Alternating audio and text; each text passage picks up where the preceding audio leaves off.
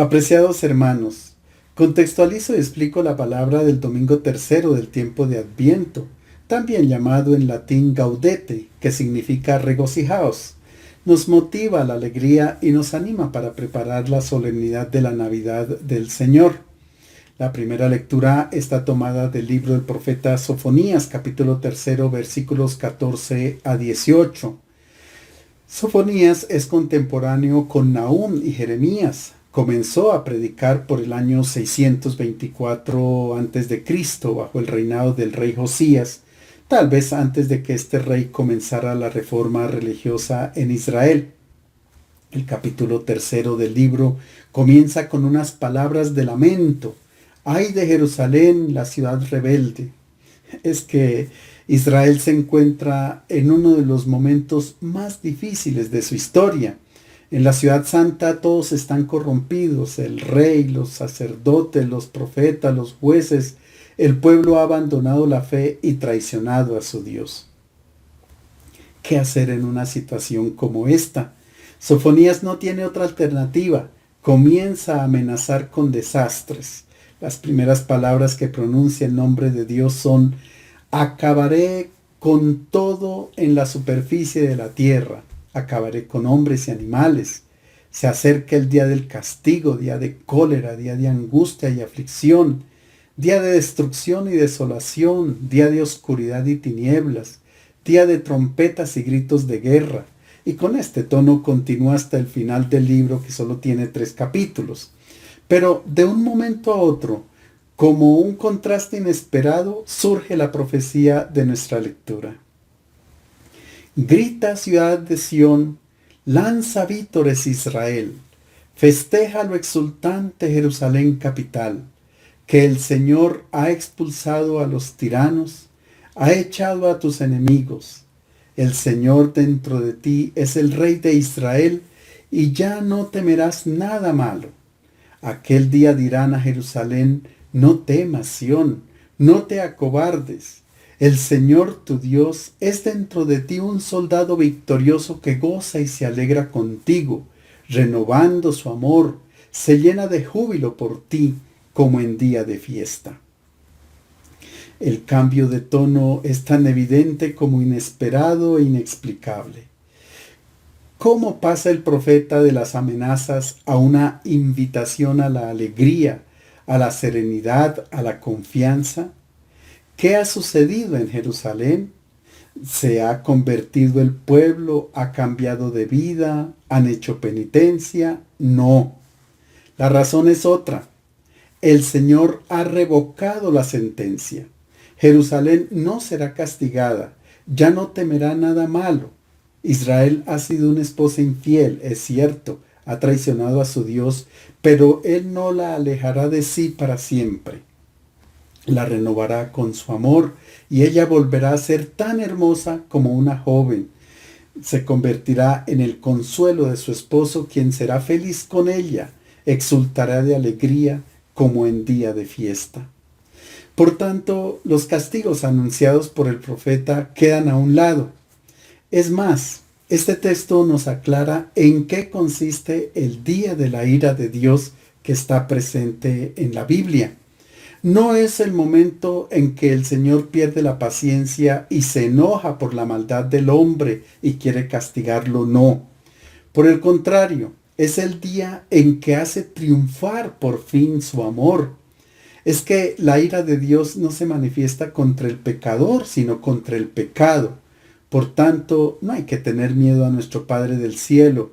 Dios realiza únicamente obras de salvación para con el ser humano. El profeta Sofonías, que vivió en una época en que su pueblo estaba al borde de la ruina, anuncia la victoria de Dios sobre el pecado y la transformación radical de la situación social, política y religiosa. Esa es la razón por la que invita a todos los pobres del país a alegrarse. Esta profecía es muy importante porque San Lucas la utiliza para describir la anunciación a María. Las expresiones alégrate, no tengas miedo, el Señor está contigo, son las mismas que el ángel dirigirá a la madre de Jesús.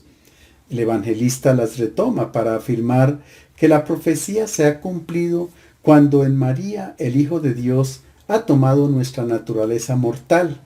En Jesús de Nazaret, Dios realmente ha venido a habitar entre su pueblo, ha traído la salvación y con ella la plenitud de la alegría. La segunda lectura está tomada de la carta del apóstol San Pablo a los Filipenses, capítulo 4, versículos 4 a 7. Cuando Pablo escribe a la comunidad de Filipo, se encuentra en Éfeso, está encarcelado a causa del Evangelio. Tendrá todas las razones para estar triste y abatido, y sin embargo, toda su carta es una invitación a la alegría repetida como un estribillo. Invitación que aparece por primera vez al mencionar el apóstol su condición de prisionero. Incluso si tuviera que dar la vida por la fe de ustedes, dice a los filipenses, lo haría contento y alegre. De la misma manera, también ustedes alégrense y celébrenlo conmigo. Después expone sus proyectos apostólicos e inmediatamente retoma el tema de la alegría. Hermanos míos, alégrense en el Señor. Finalmente nos encontramos con la exhortación más explícita e insistente que recoge la lectura de hoy. Hermanos, tengan siempre la alegría del Señor. Lo repito, estén alegres. Que la bondad de ustedes sea reconocida por todos. El Señor está cerca. No se aflijan por nada, más bien preséntenselo todo a Dios en oración. Pídanle y también denle gracias. Y la paz de Dios, que supera todo lo que podemos pensar, cuidará sus corazones y sus pensamientos por medio de Cristo Jesús. La Biblia hebrea usa alrededor de 27 sinónimos para expresar sentimientos de alegría.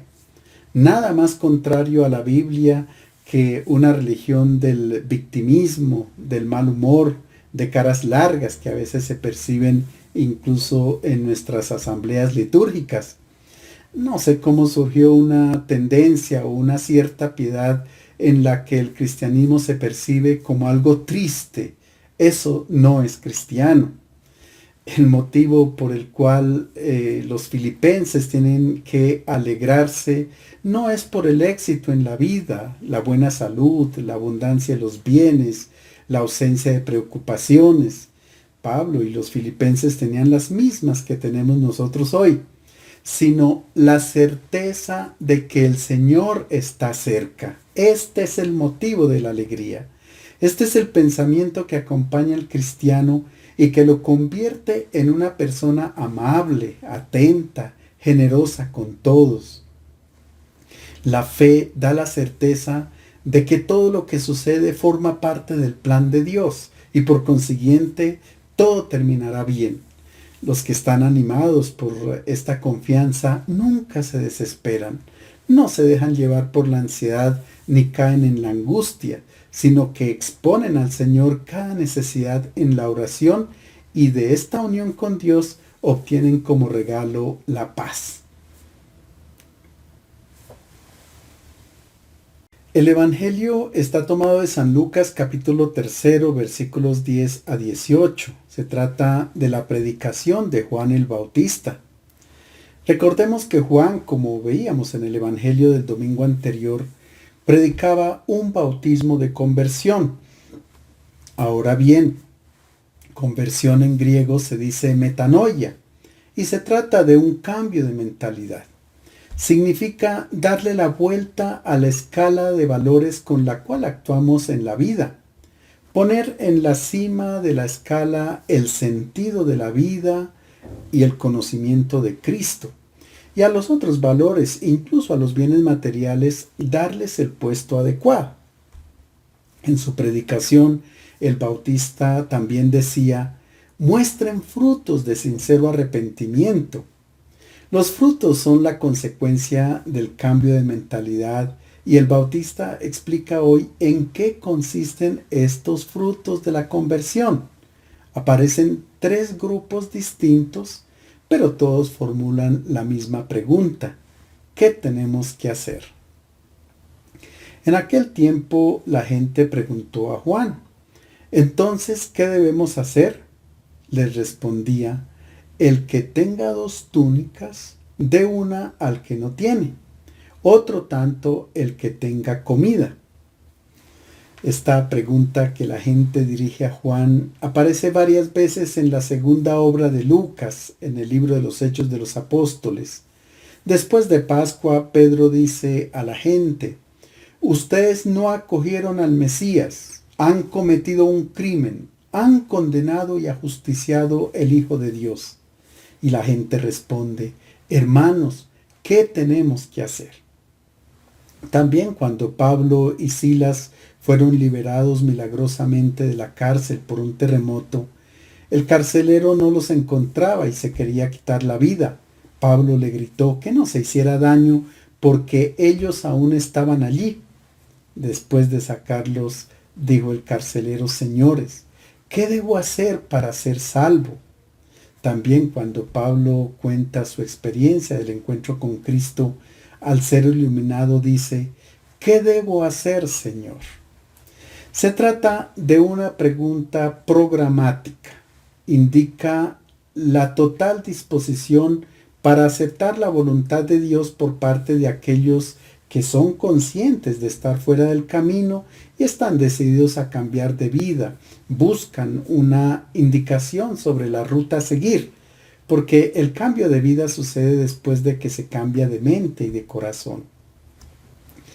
En nuestra manera de comprender la religión tienen que suceder cambios y progresos. Tal vez muchas veces nos sentimos a gusto con nuestras prácticas religiosas tradicionales, pero cada vez que escuchamos el Evangelio nos damos cuenta de que si tomamos en serio lo que nos dice Jesús, esto implica un trabajo constante y dedicado. ¿Qué tenemos que hacer? Es una pregunta que nos hacemos en el Adviento, que al fin y al cabo es toda la vida. La Navidad tampoco es un tiempo limitado, no es meramente una emoción, música, villancicos, luces, comida, sino dejar entrar a Cristo en nuestra vida. Esto es algo impactante. A veces tenemos hasta miedo, pero hay que tener en cuenta que si Él entra en nuestra vida es solo para traernos gozo, alegría y paz. ¿Qué tengo que hacer? Imaginémonos que algunos de nosotros, con el deseo de prepararnos muy bien para la Navidad, hacemos esta pregunta a aquellas personas que consideramos son competentes en el campo religioso: el catequista, el agente pastoral, la religiosa, el sacerdote. ¿Qué nos responderían? Algunos podrían sugerirnos que observemos los mandamientos: no robar, no cometer adulterio, no engañar, que ayudemos a un hermano que se encuentre en problemas o que visitemos a una persona enferma. Pero también otros nos podrían aconsejar que recitemos el Santo Rosario todos los días, que recemos 3 Salve Regina antes de ir a dormir, que la novena, eso sí, estemos puntuales y que vayamos a confesarnos. Todos estos consejos son buenos, por caridad.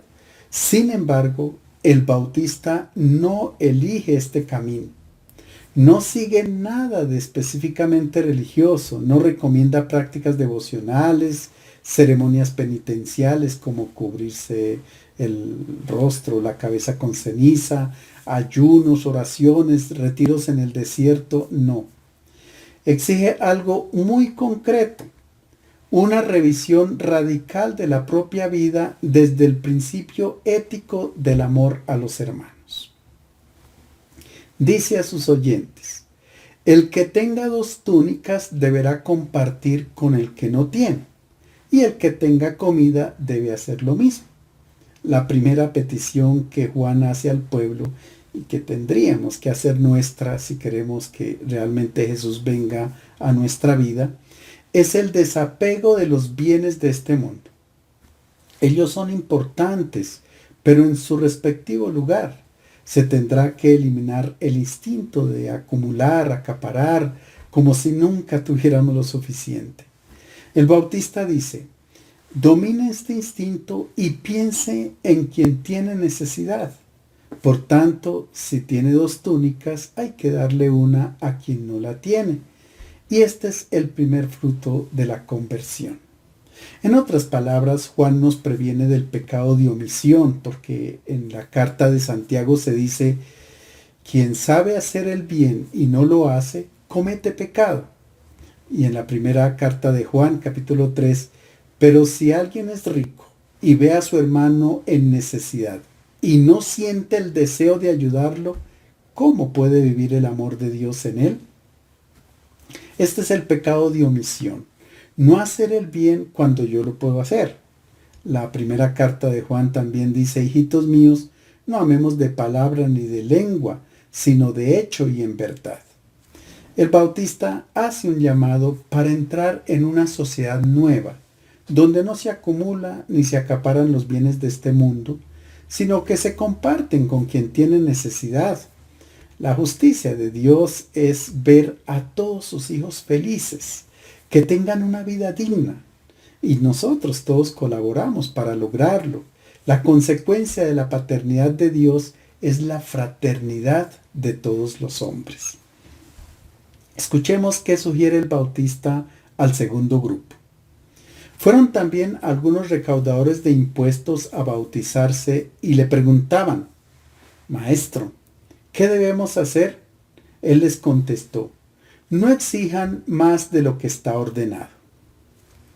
Los publicanos o recaudadores de impuestos no eran personas gratas en Israel, no solo por su profesión, sino por el modo como la ejercían. Ellos tomaban en arriendo los impuestos y debían pagar una suma a la administración romana y el resto era la comisión para ellos, sus ganancias. Por tanto, es fácil imaginar los engaños, las patrañas, el abuso de poder, etc. No eran bien vistos estos publicanos porque colaboraban con el sistema que los oprimía y aún más. Cuando entregaban el pago tenían que ofrecer un sacrificio como culto al emperador, quien se creía a sí mismo como un dios. A ellos el Bautista no les pide cambiar de profesión, sino que no se aprovechen de su oficio para explotar a los pobres. Porque los impuestos hay que pagarlos, cualquiera que sea el sistema político o económico. Otra cosa es que se les dé un mal uso o se los roben los corruptos. Pero en principio es con lo que se cuenta para hacer el bien común. Toda profesión, cualquiera que sea, se tendrá que realizar con competencia, con coherencia, pero no es suficiente. Se necesita la manera también como se relaciona con las personas, cómo se presta el servicio, con amabilidad, una sonrisa, con cercanía, etcétera. Esto no está dentro del contrato de trabajo, sino hacen parte del nuevo modo de ejercer la profesión, de sentirse servidor del hermano. Tal vez pensamos que nada tenemos que ver con la profesión de recaudadores de impuestos. Pero es posible que actuemos como publicanos cuando, por ejemplo, habiendo alcanzado una posición de prestigio, exigimos remuneraciones exageradas, muy altas por nuestro trabajo. Realmente, publicano es el que compra y vende sin escrúpulos, pensando solo en su propio beneficio. Es el que con hábiles astucias se las arregla para engatusar a la gente sencilla. Son los que evaden los impuestos, los que cometen fraudes a daño del Estado, los que se aprovechan de la ingenuidad de los pobres para explotarlos y enriquecerse. Y escuchemos ahora la respuesta del Bautista al tercer grupo. También los soldados le preguntaban, ¿y nosotros qué debemos hacer? Les contestó, no maltraten ni denuncien a nadie y conténtense con su sueldo.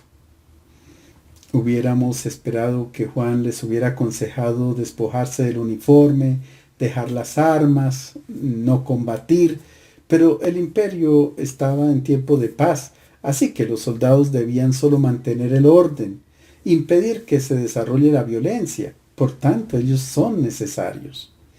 El problema es que ellos, al ir armados, se aprovechaban de su poder para abusar de la gente, extorsionar e imponer duros y humillantes servicios a los más débiles, intimidar a los campesinos pobres y obligarles a llevar sus cargas.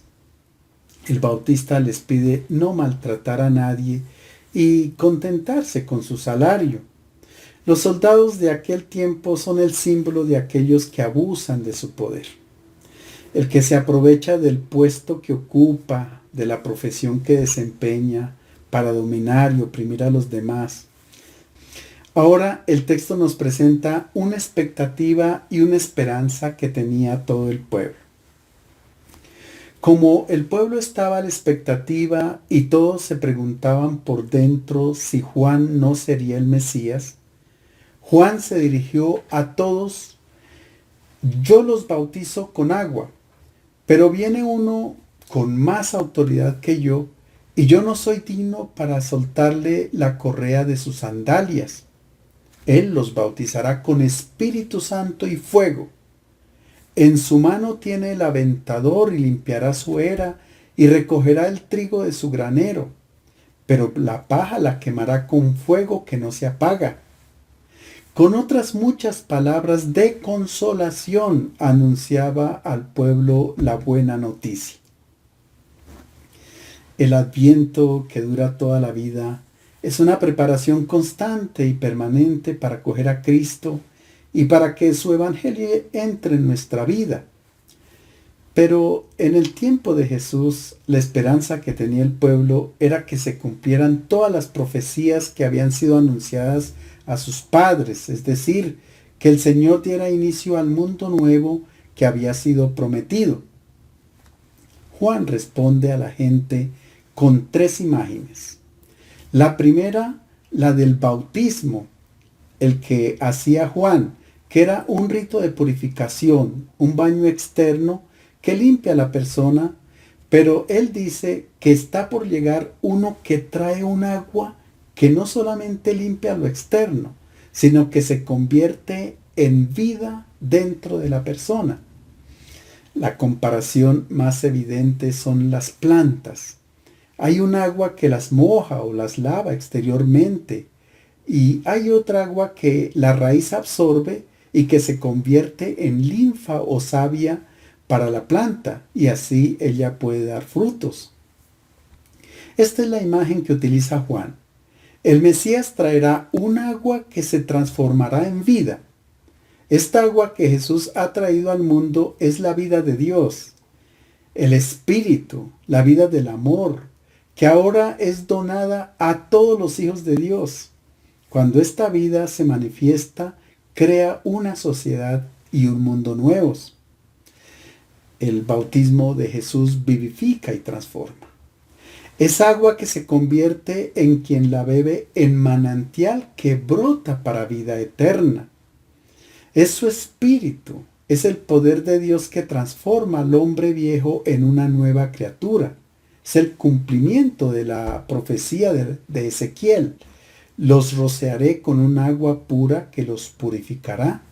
De todas sus inmundicias e idolatrías los he de purificar. Les daré un corazón nuevo y les infundiré un espíritu nuevo. Arrancaré de su cuerpo el corazón de piedra y les daré un corazón de carne. Les infundiré mi espíritu y haré que caminen según mis preceptos y que cumplan mis mandatos poniéndolos por obra. La segunda imagen es el fuego. No ha sido bien comprendida esta imagen. Se pensó en un fuego que destruye a los pecadores, que es como un castigo. Este no es el sentido. El único fuego que Dios envía es también el Espíritu, que descendió en Pentecostés y tiene la tarea de quemar todo el mal que existe en el mundo, toda la cizaña, de tal manera que crezca una humanidad nueva. Jesús dice en el Evangelio de Lucas: he venido a traer un fuego y cuánto deseo que ya esté ardiendo. Hay muchos instintos en nuestra vida que nos llevan a adoptar comportamientos que nos deshumanizan. Pues bien, Jesús ha venido al mundo para traer el fuego nuevo que quema esta iniquidad que se ha radicado dentro de nosotros y que de este modo se manifieste la vida de Dios. La tercera imagen es la del aventador. Todos sabemos que se trata de un recipiente que se utiliza para aventar el grano. En el campo, después de la trilla de la cosecha, mucha paja se mezcla con el grano. Entonces, cuando había un buen viento, se levantaba el recipiente con el grano revuelto con la paja y se arrojaba desde lo alto para que el viento se llevara toda la paja y quedara el buen grano. Pero esta imagen también se ha interpretado mal, porque han pensado que la paja son los hombres malvados que al final serían enviados al infierno. Esta es una interpretación blasfema. Se trata de todo lo contrario. Es una buena noticia. El Evangelio actúa como un fuerte viento que se lleva toda la paja y deja el buen grano. Precisamente nos preparamos para acoger este Evangelio. En Navidad no celebramos un aniversario más del nacimiento de Jesús, sino que lo acogemos en nuestra vida porque como el viento se lleva la paja, Él nos quita toda nuestra iniquidad. Así es, cuando acogemos el Evangelio, todo aquello que nos hace infelices, que nos hace sufrir, que crean relaciones deshumanas entre nosotros, se eliminarán. Por tanto, no habrá guerras, odios, agresiones. Todo será quemado por el fuego del Espíritu que Jesús ha traído al mundo. Y el texto finaliza con una frase muy significativa y esperanzadora. Y por supuesto que desmiente cualquier interpretación terrorista de las imágenes anteriores. Lucas dice: el Bautista con estas y con muchas otras palabras de consolación evangelizaba al pueblo. Lo que el Bautista ha dicho no eran amenazas, sino palabras de consolación y de esperanza. Por tanto, es un evangelio, una buena noticia. Entrar a Cristo y al evangelio en nuestra vida, esta es la grande noticia que nos llena de gozo, de alegría y de felicidad. Les deseo un feliz domingo.